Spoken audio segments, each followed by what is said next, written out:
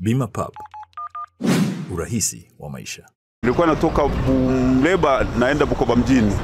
Nilipofika hapa nikakuta daraja ndio imekatika, wakaniambia imekatika. Tukatoka tukaanza kutembea na miguu, lakini hali tete. Tumuombe Mungu. Kwa majina naitwa Johnson Jovita Mlokozi, mkazi wa Bukoba vijijini hapa. Hii hali ya usafiri kuvunjika kwa barabara imeanza usiku. Mvua zilionyesha usiku kuanzia kwenye saa 7 saa 8, kwa sababu magari ya kwanza yalikuwa yanaenda mjini yamezuiliwa kuanzia saa 8 saa 7. Kwa hiyo ndo kumetokea hii adha ya mvua hapa kutokana na uharibifu wa barabara inayotengenezwa hii.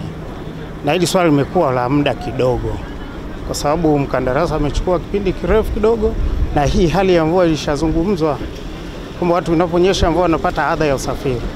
Kwa hiyo inatuletea shida kidogo, watu wanakwama kazini, wanachelewa shule watoto. Kwa hiyo imekuwa changamoto kubwa. Labda cha kufanya aongeze tu juhudi za kukamilisha hii barabara, ukizingatia ni barabara kuu inaenda nchi ya Uganda, Sudan.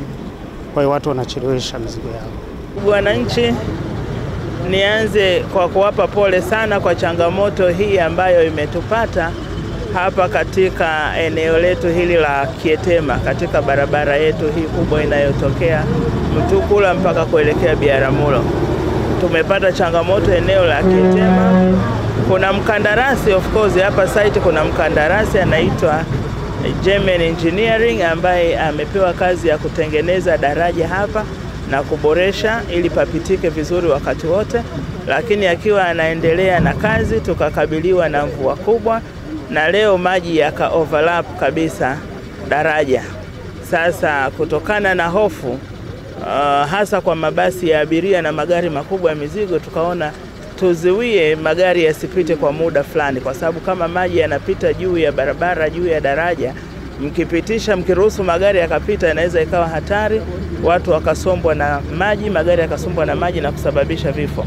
Kwa hiyo tulizuia kwa muda tangu saa 12 alfajiri, lakini tunashukuru Mungu kwamba wameweza kukarabati kwa kiasi fulani na sasa magari yanapita, tumeweka mawe.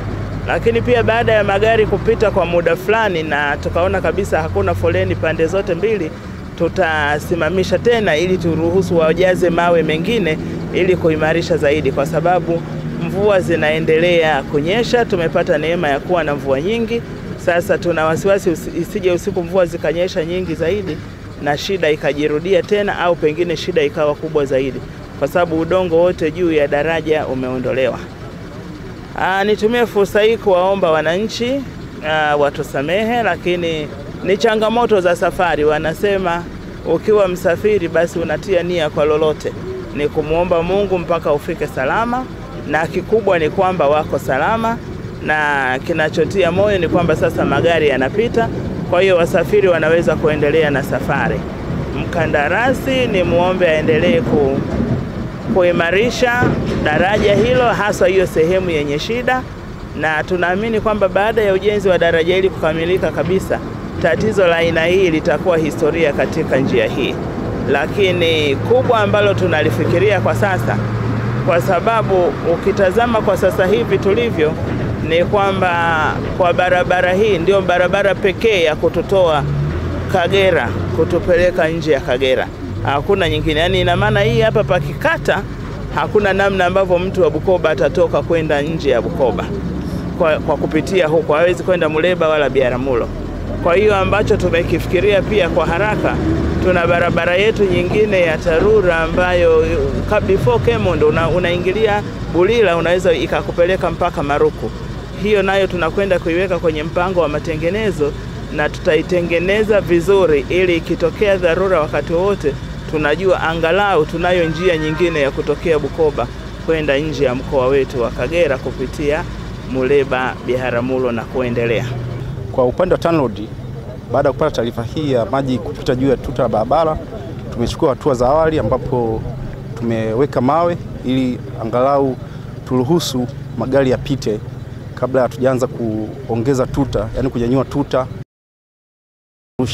Kwa hiyo tumechukua hatua za awali na sasa hivi tayari magari yanapita, ambapo queue imepungua kwa kiasi kikubwa, lakini baada ya hapo sasa tunaanza kujaza mawe makubwa kwa ajili ya kuinua tuta ili hata mvua zikiongezeka hazitaweza kupita juu.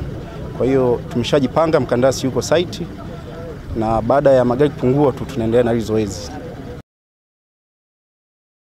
Mkuu wa chuo cha Kilimanjaro Institute of Technology and Management kilichopo Mwenge, Dar es Salaam na chenye ithibati na usajili wa NACTIVATE anapenda kuwatangazia ofa maalum wahitimu wote wa kidato cha 4 kozi mbalimbali za kompyuta zikiwemo Computer Application, ICT for Beginners, PC Maintenance, Video Production, Graphics Design pamoja na CCTV camera.